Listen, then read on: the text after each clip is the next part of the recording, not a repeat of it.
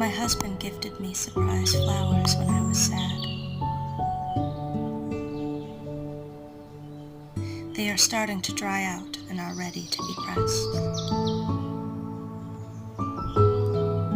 Sometimes something as simple as taking the time to press flowers can be so rewarding.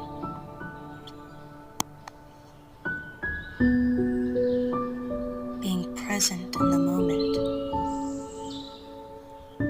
and making the time to do something so mundane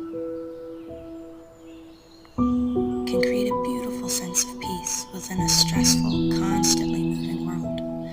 It is an important, valuable thing to spend moments like this with yourself, to spend time with your body and how it moves, how it thinks.